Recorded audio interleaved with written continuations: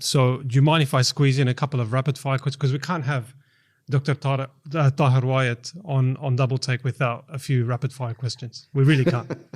Sure, I'll go get ahead, shot. Go ahead. Okay. Question one. Who is your favorite qari of the Quran?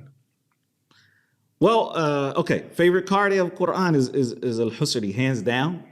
But you know, in terms of who I enjoy listening to these days, I would probably say You're old school. You're old school. Sorry. I'm very old school. It's nostalgic, man. You know, it is. Idris Abkar, Hafidhullah. I like listening to him these days. Nah. And the last book that you were reading? Okay, so there's a book by Dr. Kevin Abdurrahman called Solving the Riddle. Very interesting book. That's probably the last book I've read cover to cover outside of, you know, what I need to read for, you know, for research purposes. Okay. And if you took this book to a dream breakfast, what would that dream breakfast be? Dream breakfast. Well, that's an interesting one, but I'll say I like to keep it simple, but I love the Middle Eastern style breakfasts. You lay it out, the fool, the fresh bread, the falafel, and the lebanon. Just don't say the kibda, right? The liver. No, that I'm not really a fan of, quite frankly. Honestly. Good. Tick. Yeah. If you were to have dinner with one person who's passed away, and of course not the Prophet ﷺ, because it would be him otherwise, who would that be? I'd have to say my father, so that I could invite him to Islam. Wallah musta'an. A couple more. What was your favorite memory from your time living in Medina? Sheikh, that was 21 years. Trying to pull out a memory of 21 years, very difficult. You know, my children were born there, alhamdulillah. Alhamdulillah. You know, so that there's so many memories, man. It would really be hard to narrow that down. And in your community, what's the most common misconception that people have about your community? About my community? I would say that one of the most common misconceptions is that because, you know, most of them do not speak Arabic, and if you ask them to recite the Quran, it's going to be, you know, choppy and so forth. A lot of people think that because of that they don't know Islam. And I think that's a major misconception. I mean, when I tell you that, you know, these are people, alhamdulillah, that they have studied in their own way, but they've lived Islam.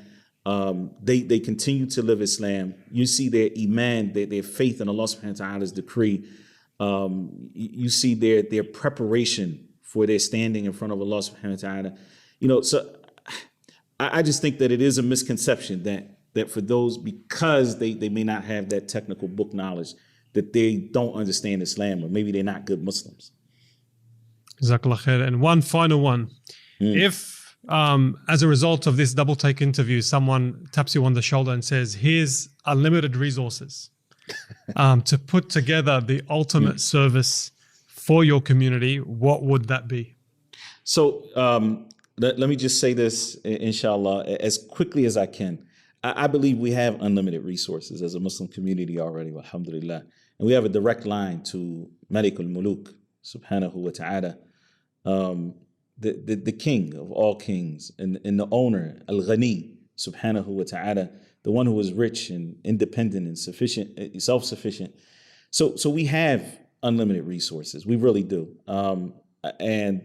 And though we may not see them right in front of us, and our bank accounts may not grow just because, you know, we made dua yesterday, the reality is that Allah Azza wa Jal has given us what we need to build our communities.